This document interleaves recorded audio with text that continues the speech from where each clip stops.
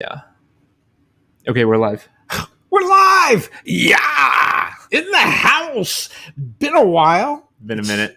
So damn good to be back. Yeah, nice to be back. Yes. If someone in the chat can just confirm you can hear us, we want to make sure we're coming through loud and clear. Tonight's members only live stream. Yes. Accidentally a public live stream. So. Oh, really? Yeah, but it's all good. Not the end of the world. We also, though, to counterbalance the fact that we accidentally made this a public live stream. Yeah. We also brought in a guest. We did? A special guest. Well, that could only be one person if it's a special guest. We've got Miss Kimberly Klein in the house for the supposed to be members only live stream. The F&I goddess herself, ladies and gentlemen, in the house. Hello. How are you doing, Kimberly? You? I'm very, very good. Very good. A little nervous as usual. And I've got this big pink pop filter. So let's get that out of the way first. Yes, I have a pink pop filter. It is what it is. I know one thing. It's permanently etched into my brain for forever now. Yeah. Yours and everybody else's, I'm sure. Yes. So it's so good to be here with you guys this evening.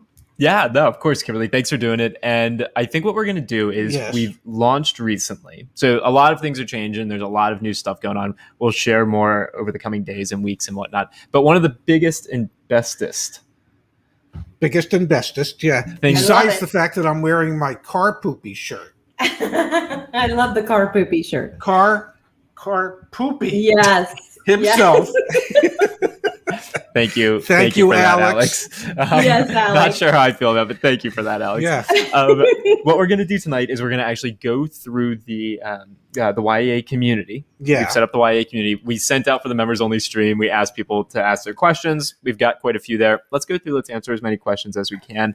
And then since that there's going to be fair. Some folks here, we can address that as well. Sound good? I'm flexible.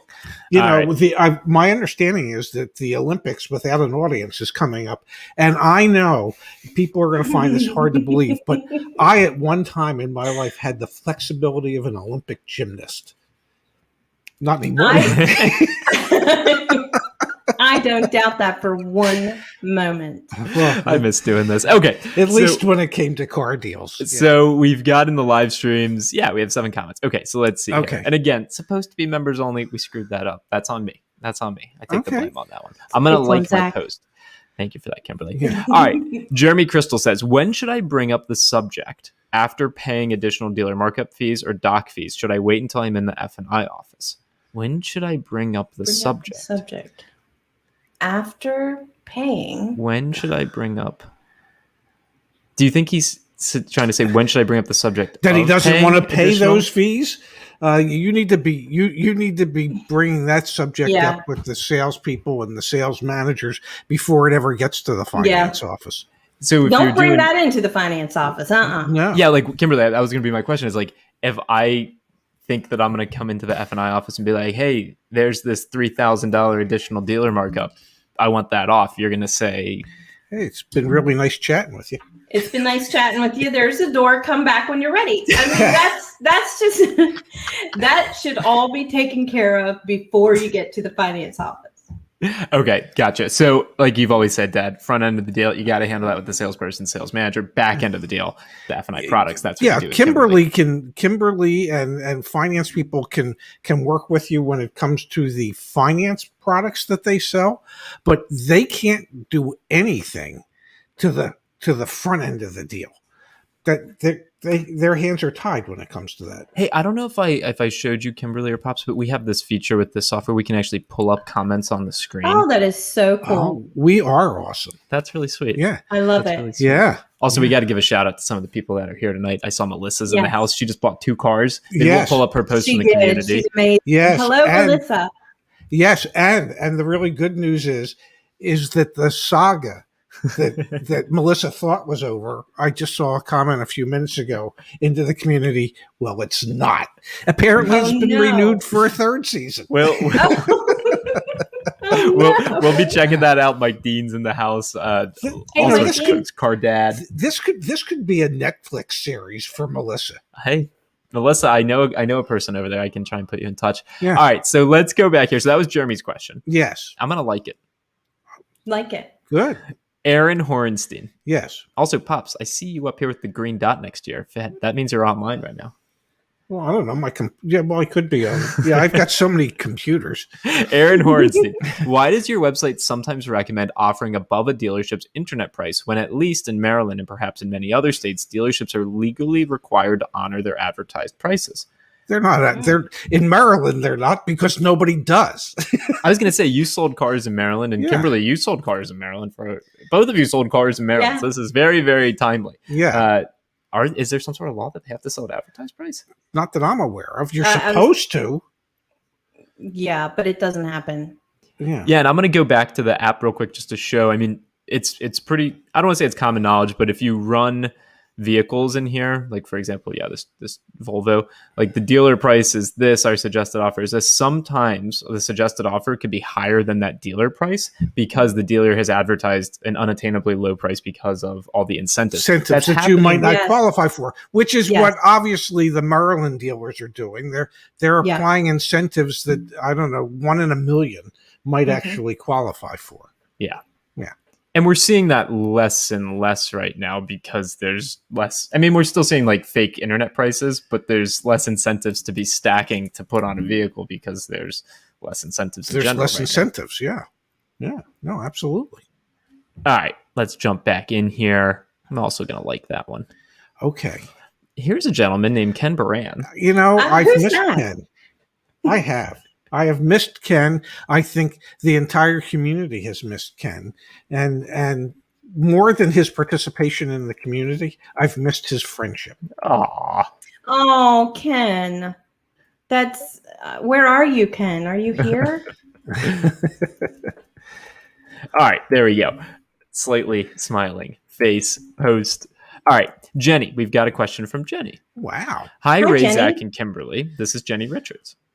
Just letting you know I'm heading for Florida Saturday to finalize the purchase of my son's Toyota Tacoma TRD Pro. Took a little maneuvering to do it long distance. I'm in St. Louis and he's in Santa Rosa Beach, California, Florida. Yeah. Florida. All we'll have to do Monday is sign a few papers in F&I, which won't take but a few minutes as we've already talked with them. Then we're on our way out the door. I confused me right there. Out the door. Yeah, I don't. Yeah, I'm so used to seeing OTD price. I don't have any more kids that need cars, so I think I'm finally done with all this. I can help you out, Jenny. I thank you both for all of your help and encouragement through all this since becoming a member in January. I will continue to be a loyal member and get to as many live streams as I can, and I will continue to recommend you and YAA to others. Thanks, guys. You're the greatest. Well, thank Jenny you, Jenny. Richards. You're awesome. We'd love to have you. You know, and you know, I'm sure that there's any number of young people that are looking for a foster parent, and that especially when it comes time to getting a car, that maybe Jenny could start a foster parenting program for young people looking to buy a car who don't have parents to count on. Or they could just count on us. I don't think Jenny's going to want a line of teenagers knocking on her door saying, "Will you take me in and buy me a car?" The thing is, I don't think they have to be teenagers. I'm 25 and I would happily. Oh, yeah. You're 25 for just 2 more weeks, buddy. Just 2 more weeks. All right, let's see. Let's see if there's some questions in here. That was very thoughtful, Jenny. Thank you. Yes, thank you. All right, from Elaine. You good?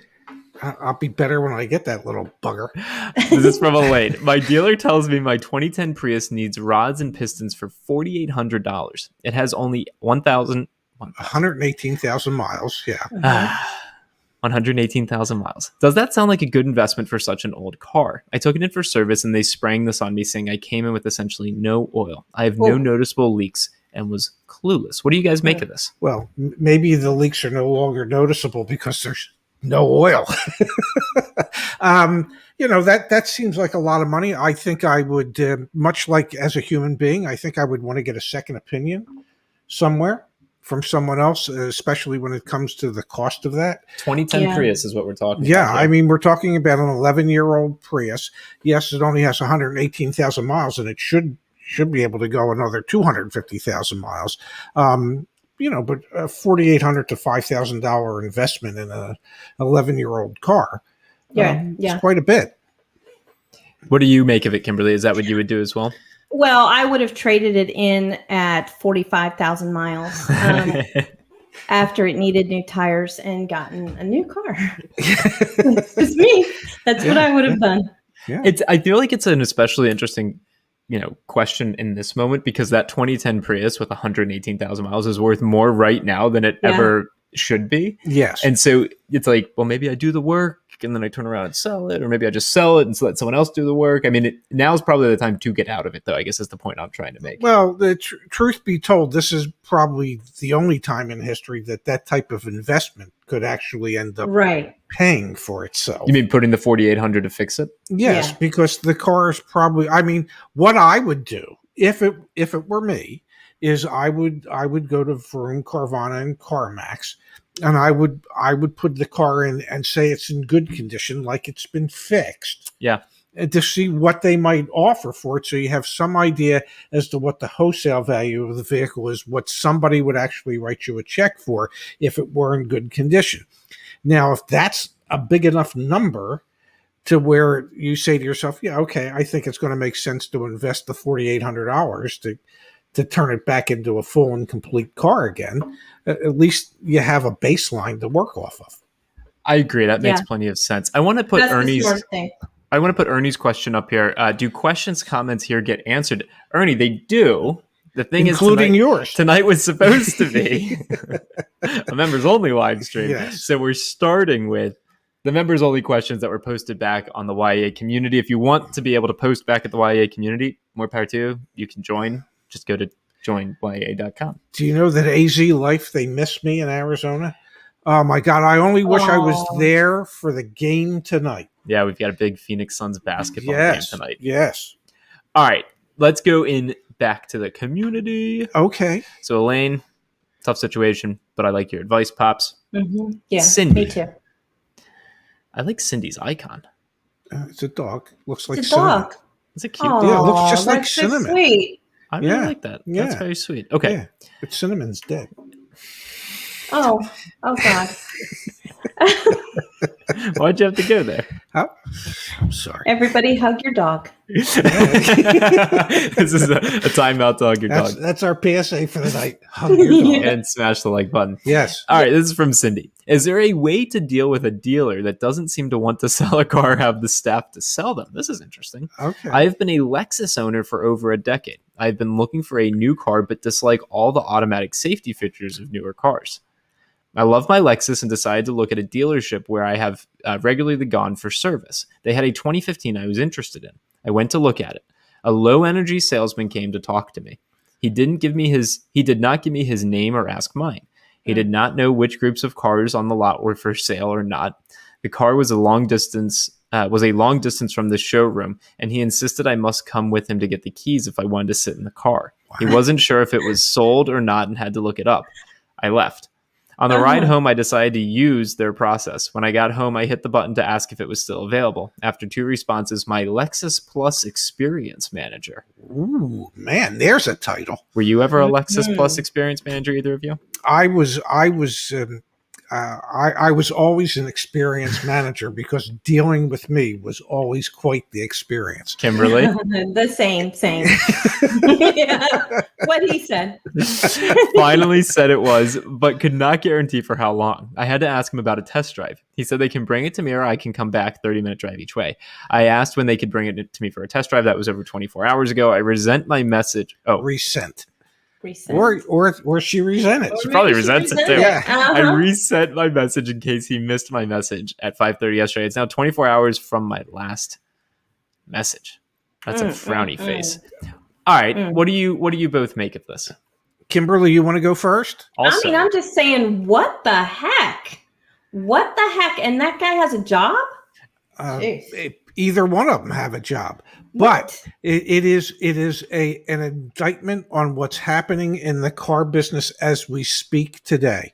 With a shortage of cars and an ample supply of buyers, salespeople and dealerships are making more money than they've ever made. You've been talking to your buddies who are still in the industry. And they are, and these people, because it's like easy pickings, Slim Pickens' brother, Easy.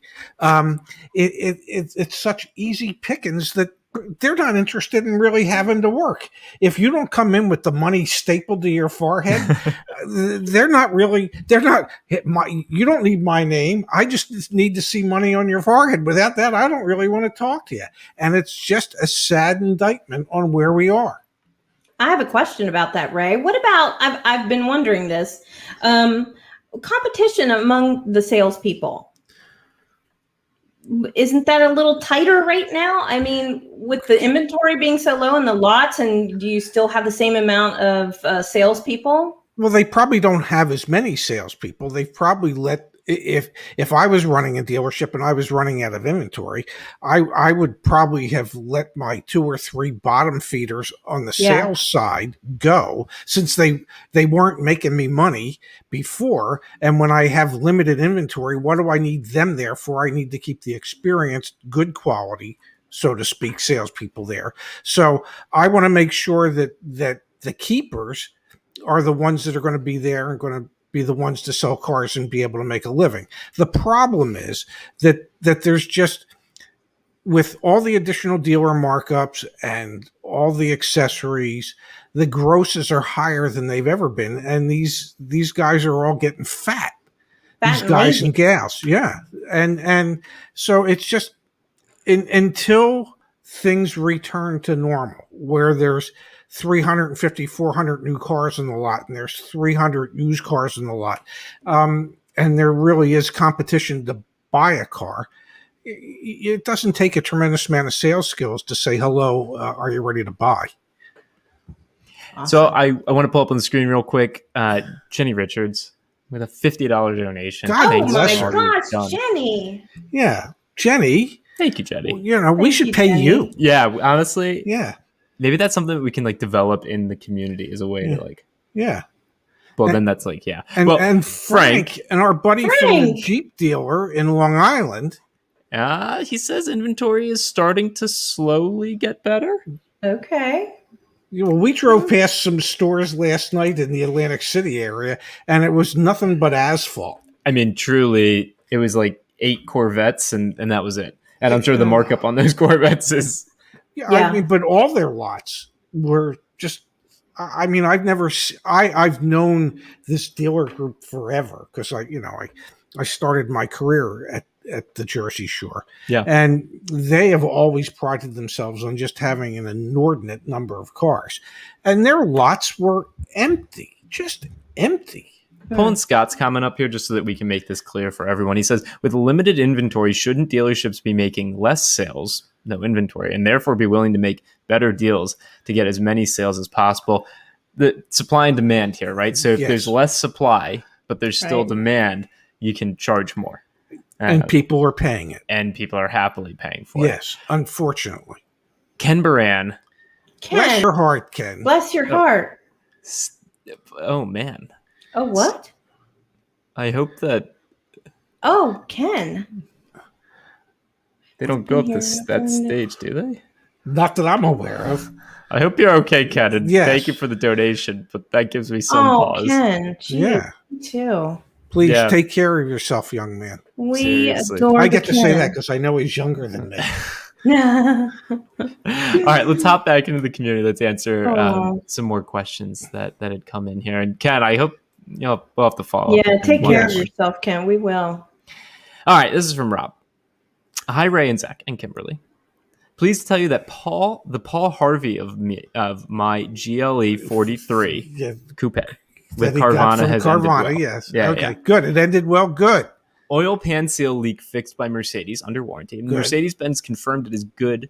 It is good there and everywhere else. Carvana Silver Rock taking care of the paint corrections. Had to do a little bit of the squeaky wheel gets the oil, but they are even kicking me back some money for all the drama, aggravation, etc. But now I am looking to sell my 2014 ML350. I think I'm going to sell it through a consignment dealer who does check out. Okay. I'm just struggling tonight. I don't have a deal with selling it myself and believe I can get more than dealers are offering currently. I think the used car market is peaking or has peaked. Yeah. Thoughts on selling it via a consignment dealer who lists it and takes care of the negotiation transfer. I don't have to deal with the buyer. Appreciate you guys. Thank you. As far as dealing with a consignment dealer, yes, there's convenience involved there. where the consignment dealer can help arrange the finance, can help take care of titling and registration, and knows what your bottom line number would be. And believe me, he's going to try and get more than that anyway.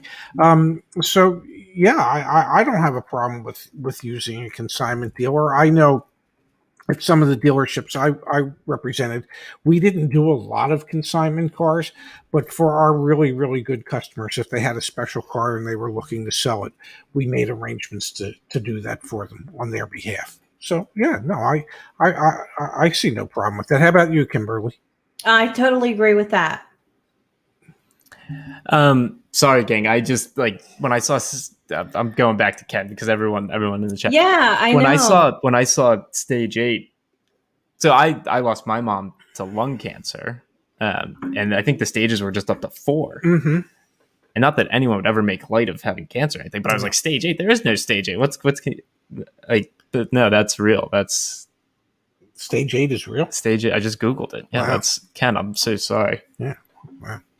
Okay. We miss you, Ken, and we're thankful that you're here with us this evening. And we'll pray for you. To you. Yeah, prayers to you. And man, the power of community. We'll get the community behind this. We'll get the community to pray for Ken as well. We might end up with a Ken Baran stamp of approval for a limited time. Yeah. Ken Baran stamp of approval. Yeah. Okay. Well, that was the last members only comment. Well, let me refresh. Maybe there's some more. I was thinking, guys, what we could do is actually just go through the community. There are tons of posts in here. I know you guys are both super active. Oh yeah, there's a lot more comments now.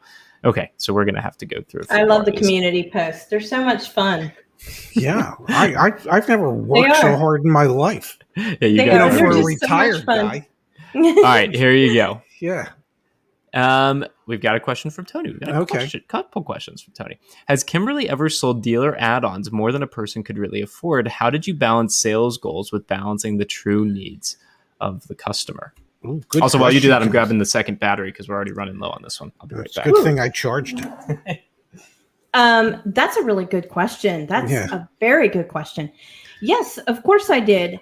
I sold them beyond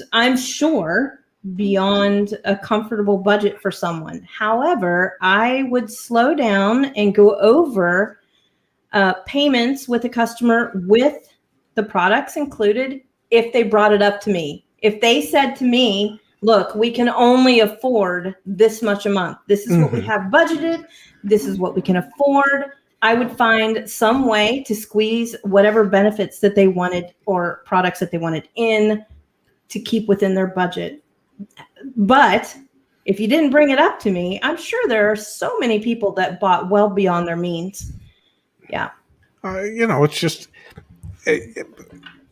part of it falls on the skill set of the salespeople and the finance people. But part of the responsibility falls on the customer's shoulders to have the wherewithal to learn to say no. It's, a salesperson's job is to get you to buy what it is that you want to buy, just perhaps sooner than you wanted to buy it. And in some cases, more than what you wanted to buy, but that they understood you would buy it, even though it was more. And an F&I person's role is to basically do the same thing. But the customer's role is to know when to say no. And they can't just...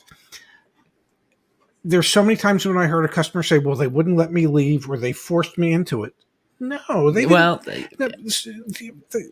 I disagree with you, though, because your perspective is one of having always been in on the other side.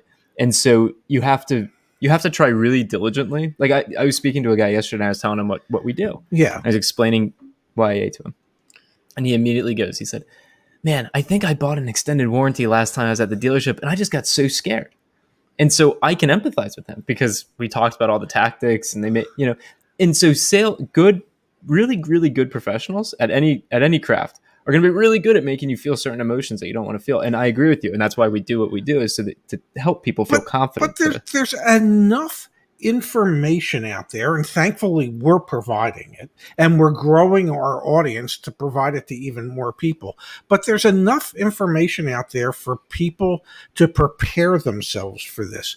And at a certain point, people have to take responsibility for their own actions. They have to know when to say no. They just do. It can't always be. Kimberly's going to moderate us, but I think it can't always be somebody else forced me into it, or that somebody else made me do it. But I think you're trivializing. Imagine okay. Let's put it this way. How good are you at hitting a baseball? I suck. Okay, so now let's say you're going to go up against a Major League Baseball pitcher and you got to hit a hit. You're not going to do it, right? You're just not going to do it. I'll just swing 3 times and strike out. I'll be perfect. That's what happens in the dealership. It's not the same. People have to take responsibility for their own actions. Okay, look, I'm going to come in the middle of this right now. Okay, because here, I'm going to give you the floor. No, don't do. Oh my God. Okay. All right, I'm back. Thank you. You know that freaks me out.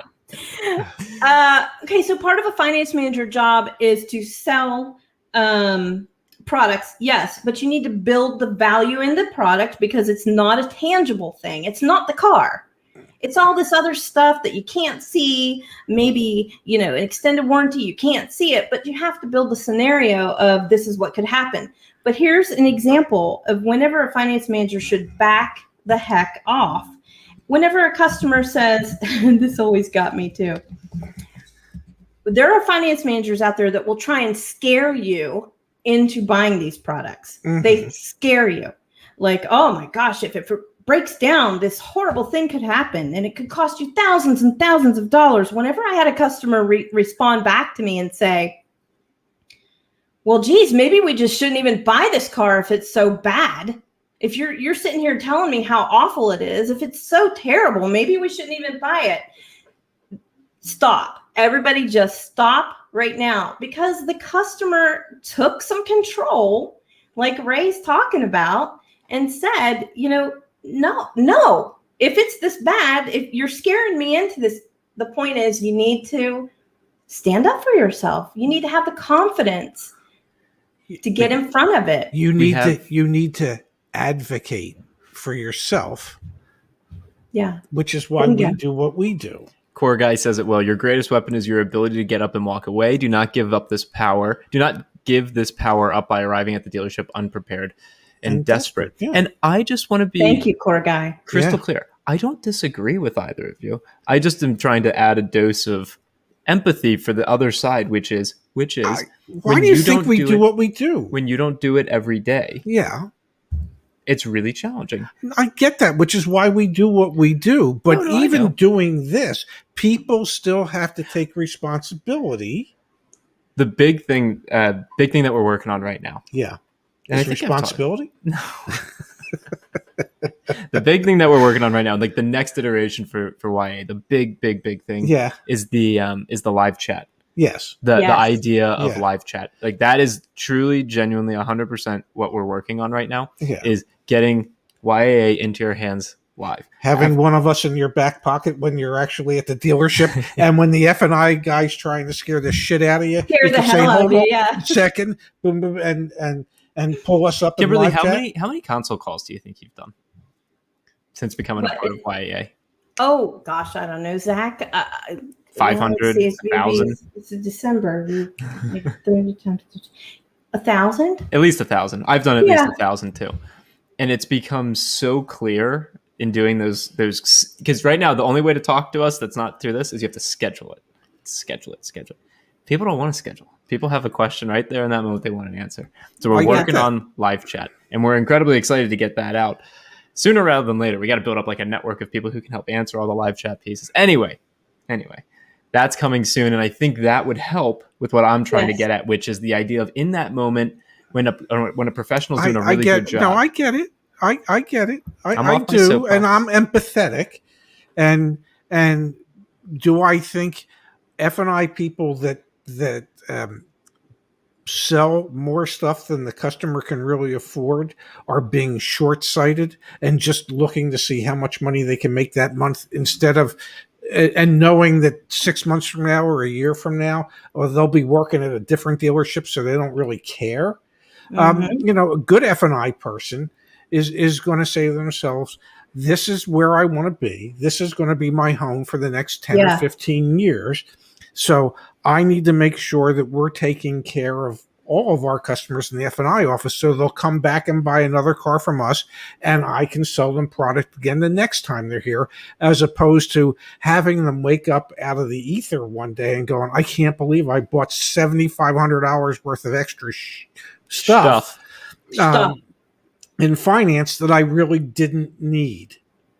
And so a good F&I person won't do that to a customer. A short-sighted F&I person will. Yes, I completely agree. And listen, I've heard some horror stories about finance managers out there. I mean, really, really bad stories. And I just pull my hair because it's maddening to me, because I'm so big on compliance. Yeah. And I hear these things that are happening out there. So I'm not so naive that I don't think it's happening. I know it's happening. I know it's happening. Yeah. I was just saying, I'm going to pull a couple comments up on the screen, then let's hop back and answer back on the members only questions. Okay. Avi says Ray has antennas on his head. I do. Let's see. I'm going to go solo just for a second here. Yeah, it looks like it in the mirrors. I have those lights coming out of my head. Yeah. That's pretty funny. Skull and Bones is ready for his YAA PhD. Awesome. Yeah. That's so cool. Sounds like we need a Deal School 2.0. We actually do need a Deal School 2.0, but that's okay. Somebody's creating work for me. Mike Dean, I push back on F&I add-ons from F&I. I don't like seeing people take advantage of, and I sometimes send the deal back. Very cool. That's super interesting. Yeah. Yeah, very interesting. Well, oftentimes, and Kimberly can speak to this, a bank will give you an approval. And they'll set up the parameters as to how much back end, in some cases, they'll allow the dealership to have, where they might say, they're approved at this, and you've got $1,500 for F&I products. Or they might say it's no more than $3,000 in F&I products. Or they might say there's no room for any products. Yeah. And it's just the amount that they've agreed to finance. Yep. All right, we've got Skylar here saying blaming the consumer in full, yes, but that's not what it's being done here. We've had some comments saying blaming the consumer is not really fair. We're not explicitly blaming the consumer. No. We've got a very go ahead. I just want to say that what we're saying is that you, the consumer, we're not blaming, no blame game here, but you, the consumer, we want you to find the power within you and the confidence within you to say no. It's the strongest 2-letter word known to man. Sean Mahan, love your channel. Is it worth it to fix small paint chips and a small chip in your windshield prior to trading in?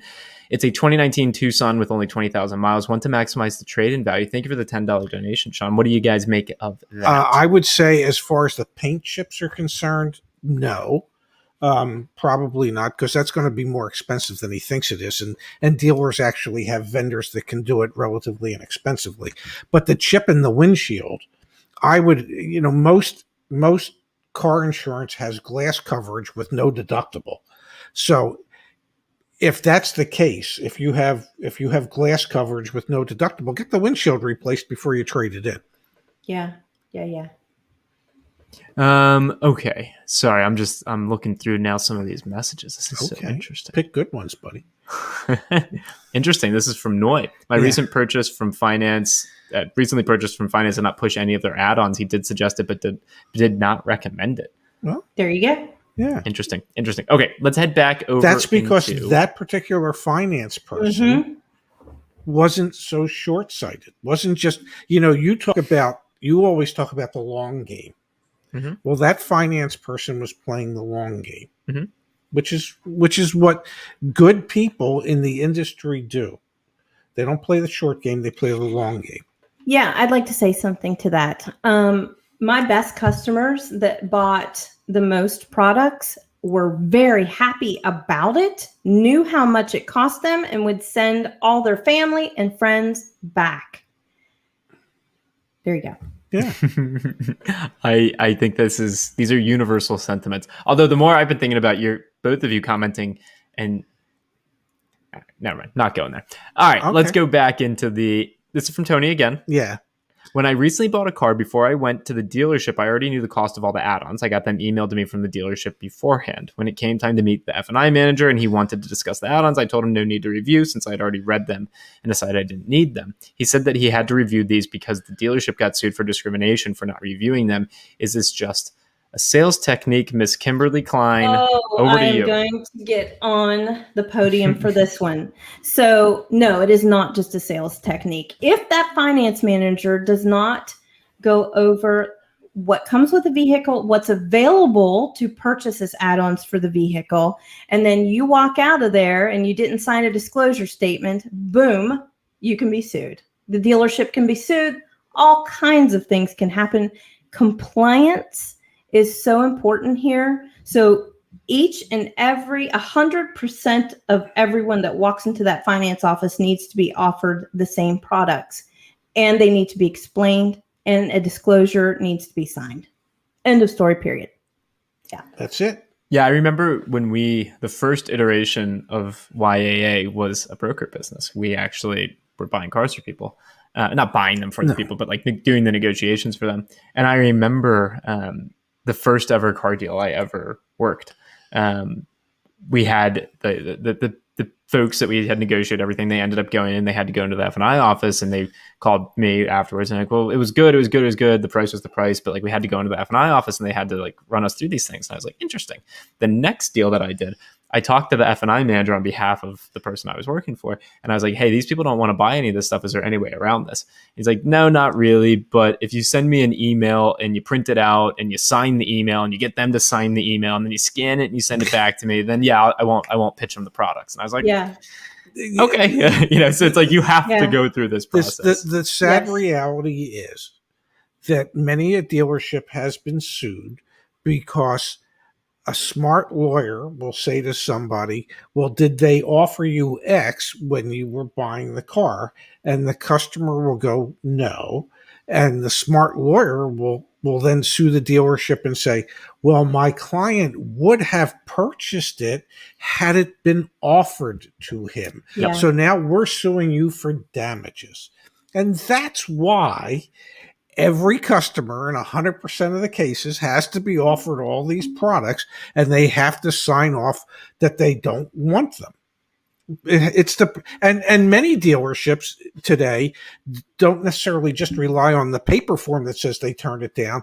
They will actually videotape the transaction in the finance office so that they have on video and audio the customer saying, are you being recorded in the finance office? Yes. Oh my gosh. So that if it ever gets, we never done a video on that. So that if it ever goes to court, they can say, here, Your Think Honor, about the clickbait title. Yeah, here's the customer turning it down when offered to hidden them. camera. Yeah. You're everything you say in the and that could have been the best title. In those dealerships that do that, they disclose the fact that what's going on in the finance office is being recorded. Hey, see that camera up there? Everything that's happening. Oh, there goes my SIRI.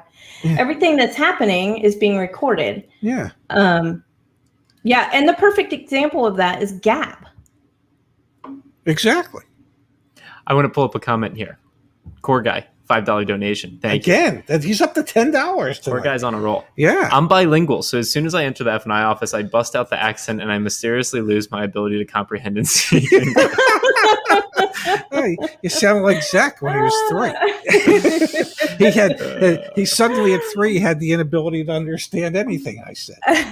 Yeah, see, Car Dad's right here with me. Wait. I am being recorded without telling me? No way. So I guess you guys are saying you'd be taught, but yes, I'm still saying that could have been one of, and maybe we still do a video. Could still do the best title.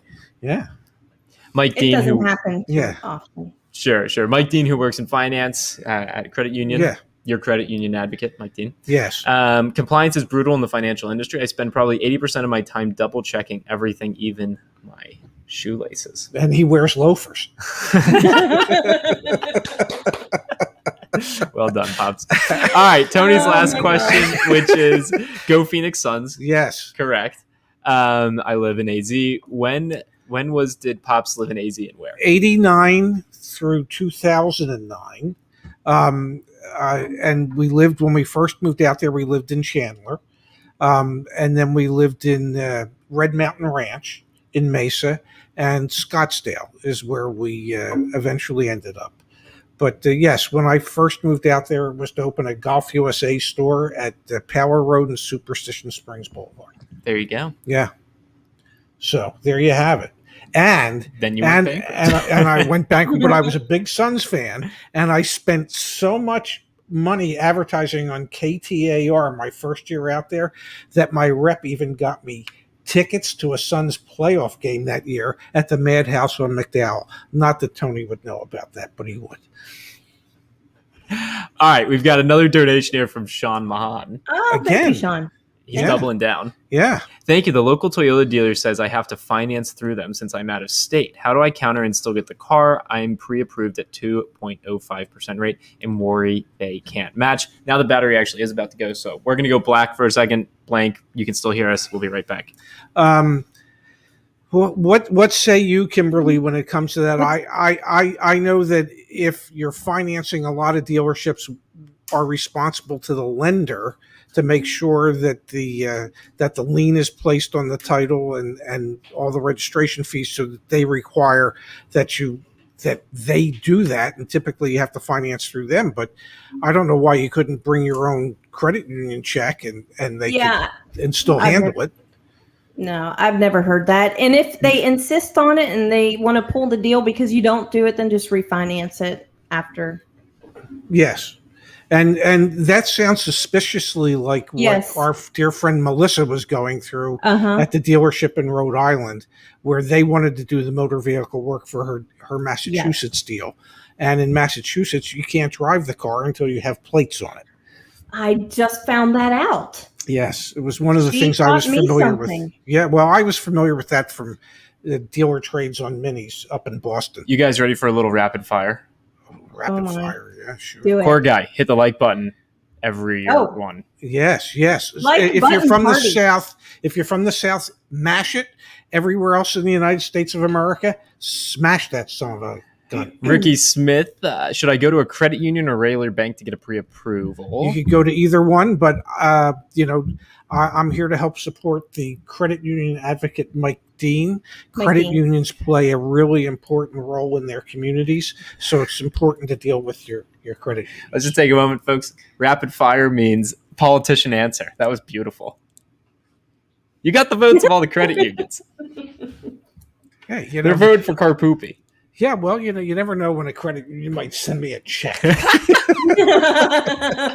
Melissa, congrats again on your purchase. She financed through a credit union, which is awesome. Yes. Yeah. Very good. Very good. Oh, I think I actually can do it. Hang tight, hang tight, hang tight.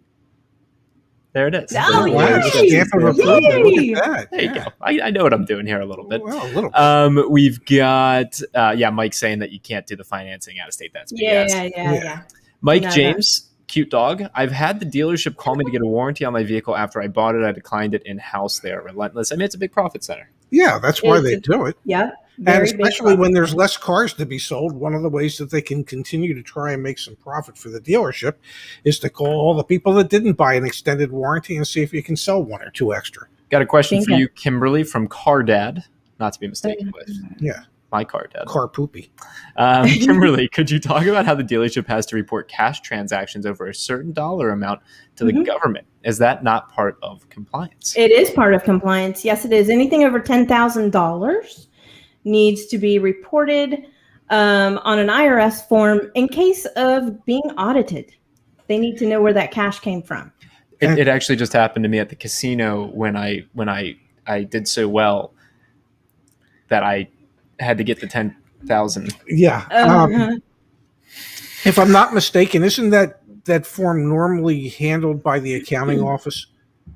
It's normally handled by the finance manager in the finance office, which then goes up to the accounting office in the deal jacket. Yeah. And the salesperson or the finance person, it would be illegal for them to say to the client, at $10,000 and above in cash transactions, we have to report that to the government. So you sure you don't want to make this a $9,900 cash? Oh my God, no. Don't do that. No, don't do that. Arash is in the house. He says, yeah. Arash. Finance. Hey, Arash. Thanks for being here. Look at that. The most recent video that went out on our YouTube channel. I was at Arash's place. Yes. Larry R says, hey, yeah, please expand on the refinance thing for our newer viewers. So yeah, actually, could both of you, and I guess I'll toss it to you first, Pops. What does it mean to refinance your auto loan? Is it the same thing as like if you were refinancing your mortgage? It's similar. It's similar but different. Yeah. I mean, you could if the dealership insists that you have to finance through them, you can finance through them, and you could then walk out and go to your credit union and refinance it.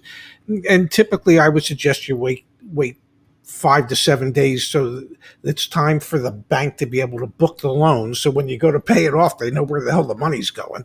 And you just pay it off in 7 days with your credit union. And typically people do that because they could actually get a better rate through their credit union than what they were getting from the bank, from the dealership's bank.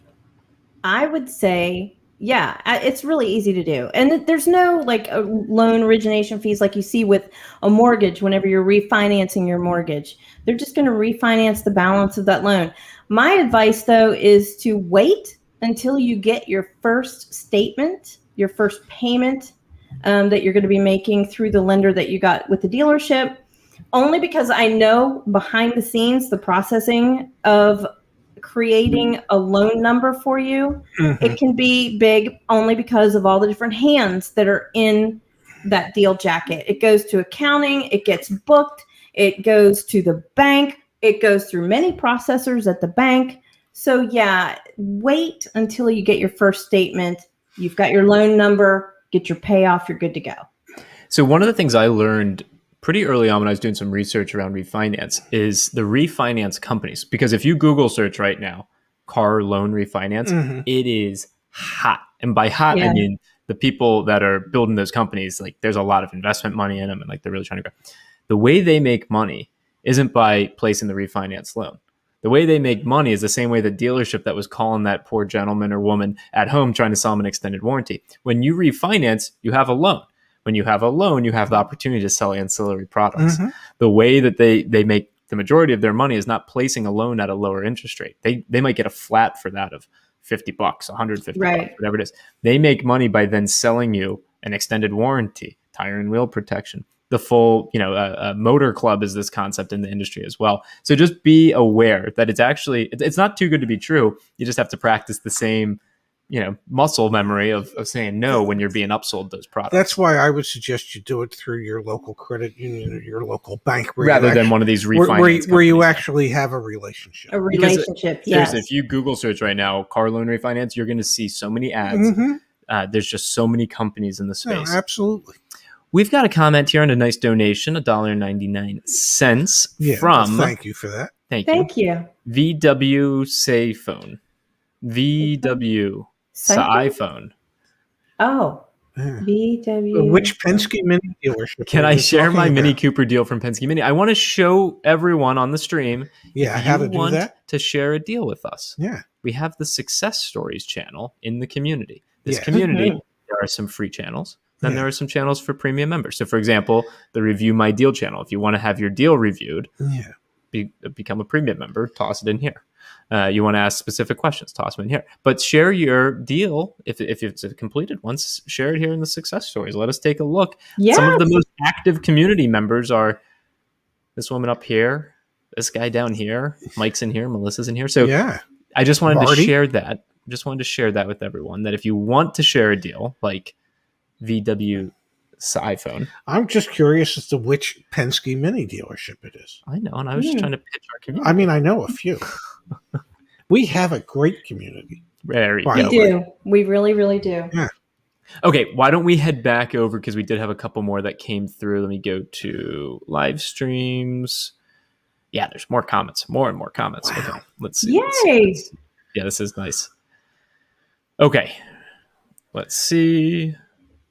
All right, you guys ready? Yeah. Hi, Ray and Zach. I'm in the process of buying a Volvo from an out-of-state Volvo dealer and wanted to share my experience with my car buying process thus far. I remember Sally. Sally and I had a consult call. Okay. I reached out to Zach in the wee hours of June 28th, and he returned my email less than an hour later. Ooh, you're good. That's very that's highly unusual.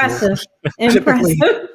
Typically, he doesn't open his emails, but that's Zach accommodated my consult request a few hours later, as I suspected that I would be engaging in negotiation/final buying process that afternoon.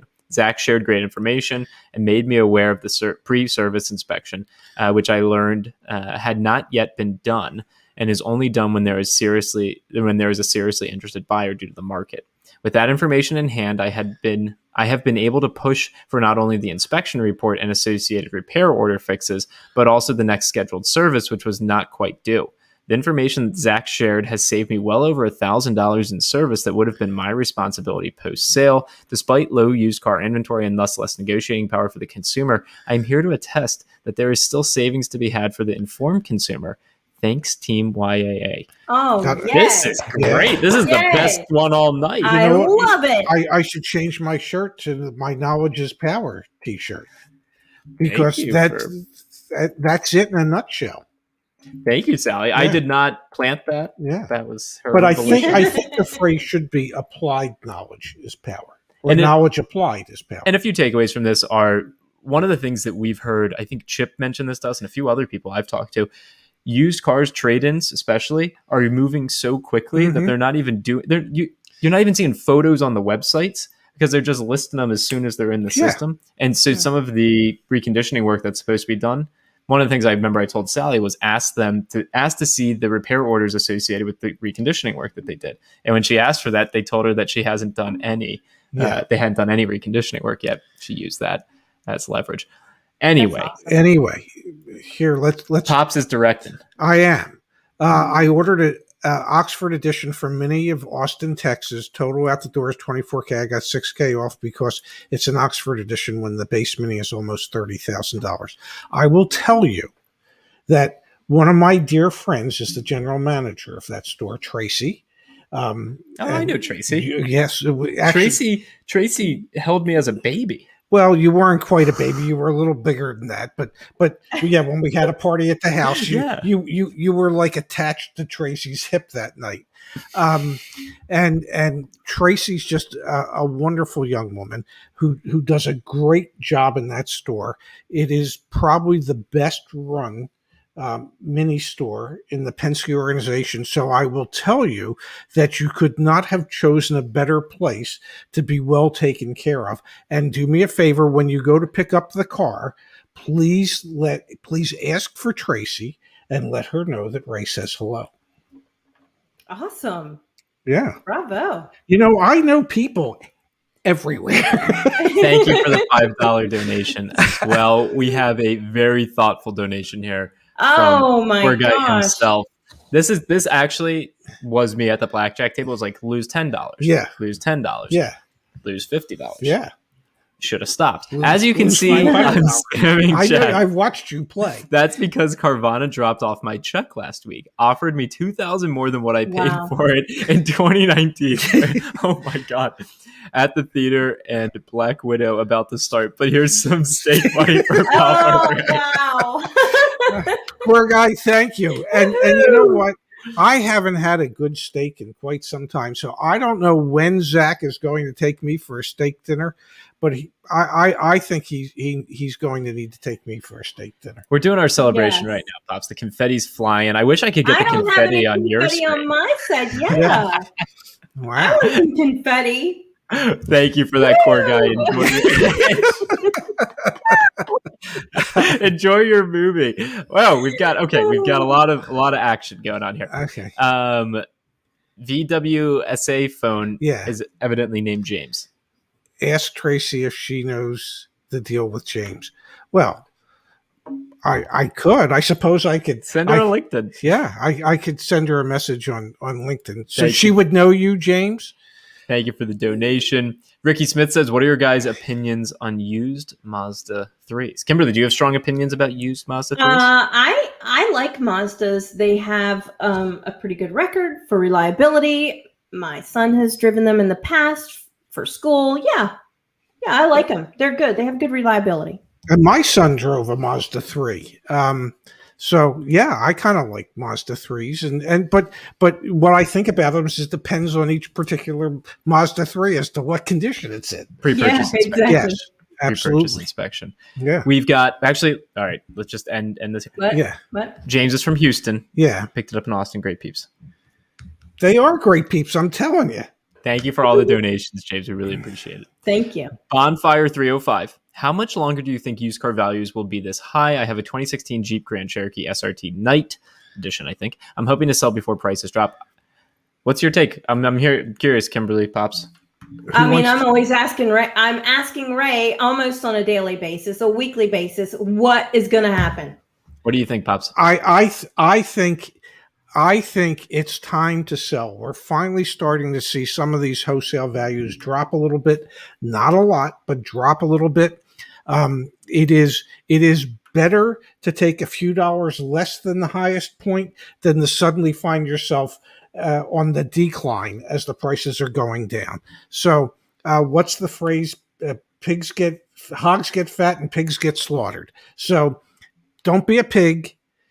Just get fat. If you leave a couple bucks on the table, you leave a couple bucks on the table, but it's better than, I don't know, suddenly finding out that your vehicle's worth $1,000 less than it had been the week before. And we've seen comments on the YouTube site that the value has gone down. There was one guy with Driveway he locked in at 18.3 and the value has gone down. Is this back on the community? Yeah. It has gone down to 17.4. And he was like, I don't remember the gentleman's name, but was it in? It might have been. I don't know. You said it was Driveway. That's who he was getting the. It was Chris. It was Chris. Yeah, I do believe. There you go.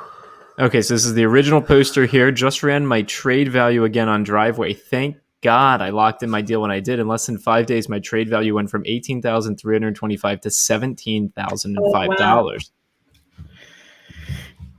I'm gonna like that. Yeah. So there you go. There's a situation where in just a few days we've seen a dramatic drop in the value of somebody's vehicle. So I'm not saying that we've absolutely peaked, but I think we have. I think we're pretty damn close. So just, take what you can and run.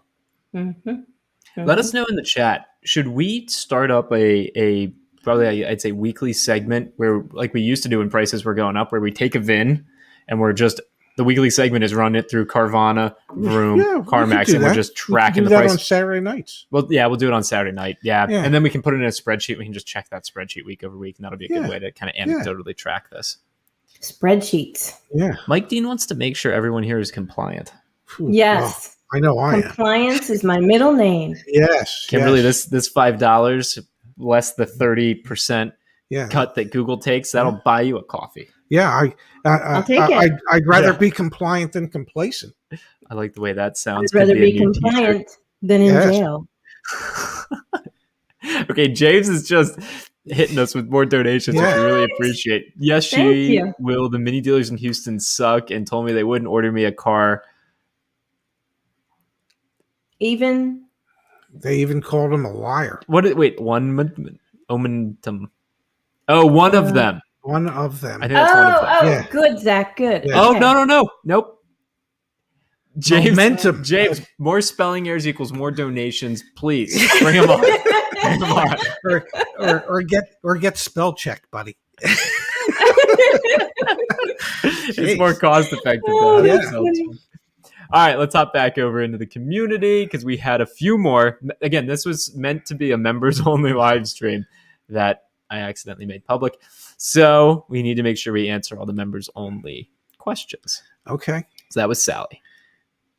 Paul wants to know, is it worth the time and money to detail my car and remove a small minor dent before I trade it in? Well, in today's world, they might not detail your car before they put it on the lot. So, yeah, if you detail your car before you go to trade it in, and it really looks good and clean, they'll probably offer you a few more bucks than. I was trying to find it here. I know you and we filmed it outside back in Vegas. You remember that video that I'm thinking of? Vegas is a blur.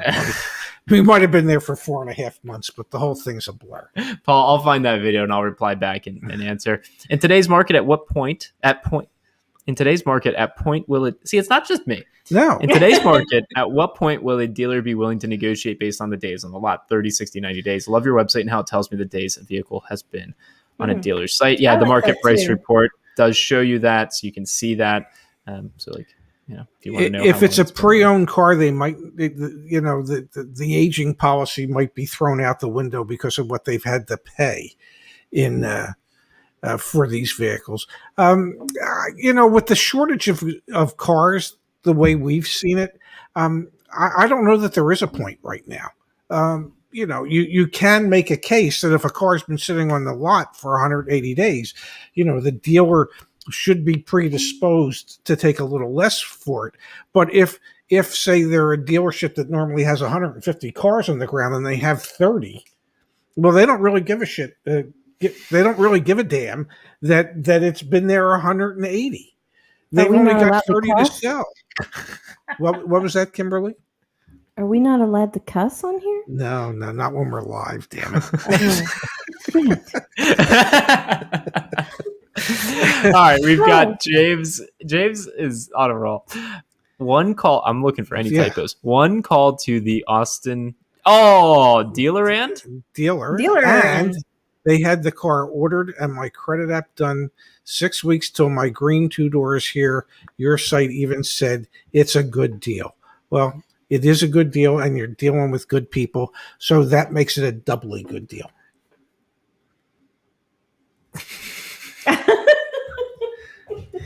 No, you got to do more. James, congrats on the deal, and it is cool to see it. Because I want a really nice steak dinner.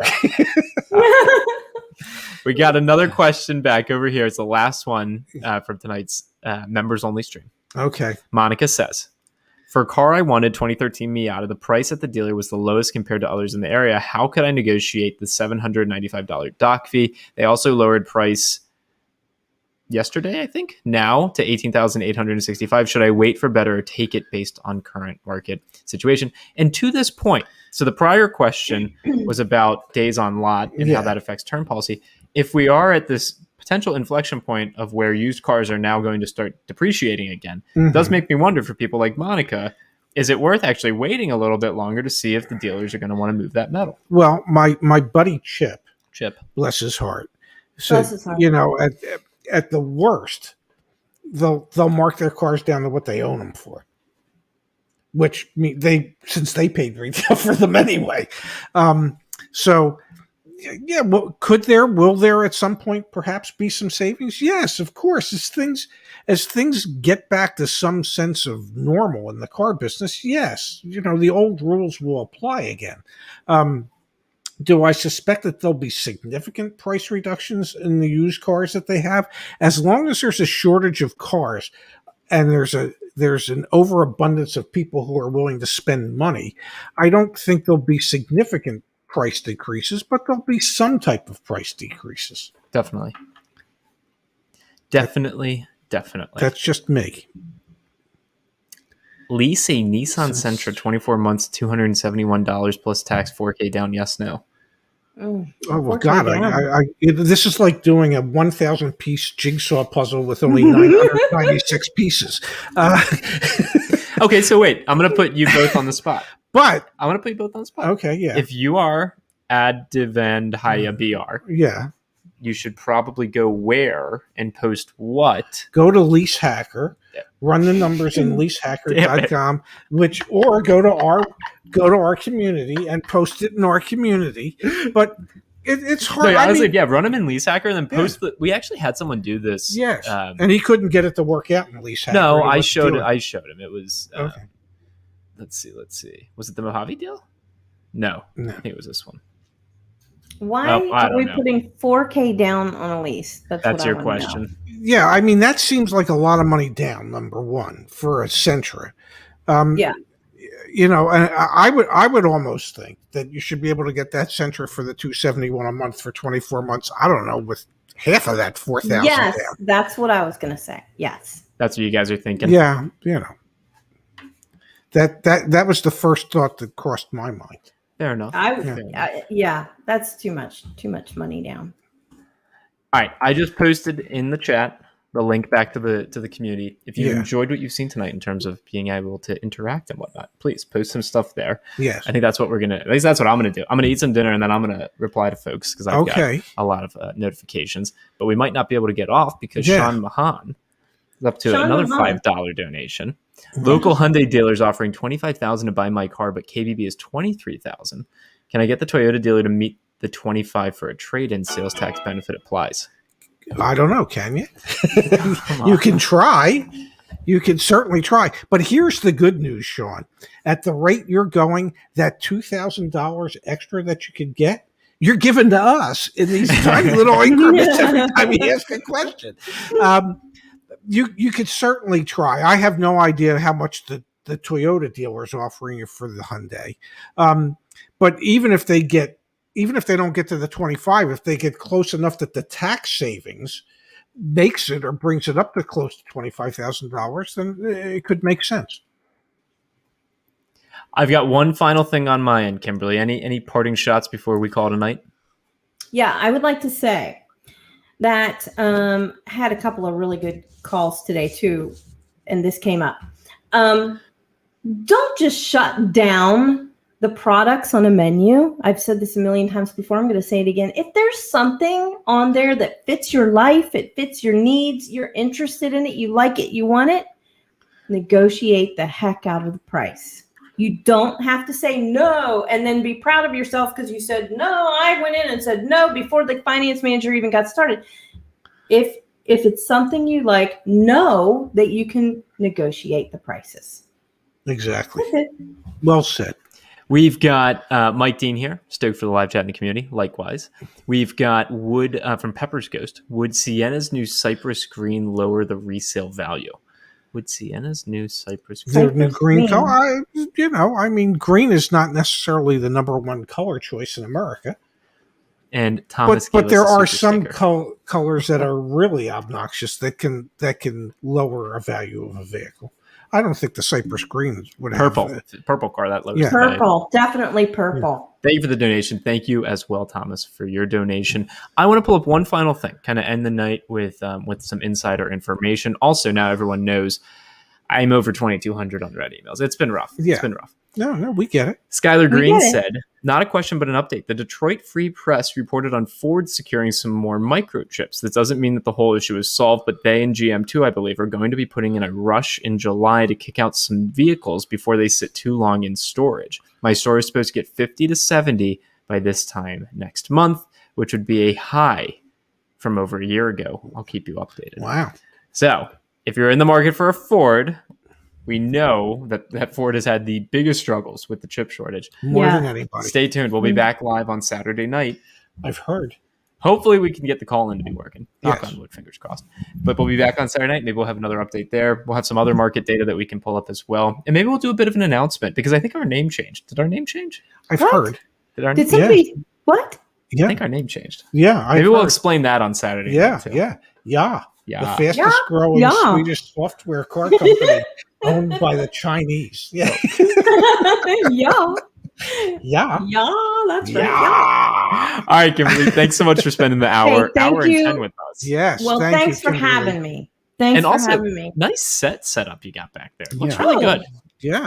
Thank you. I just need some confetti and we'll be good. And on that note, we will do exactly that. Thank you, everyone, for joining us. Thanks for being a part of the YAA community. Kimberly, thanks for being here. Pops, thank you. Well done. See Thank you guys you next all. time. Ken, get better, buddy. Yes, get better, Ken. See you guys. Good night, all. All right. Bye, guys. Wait a second, James. Come on now, man. Come on. Yeah, come on. Good night. Yeah, I'll tell Tracy what's up. Let me ring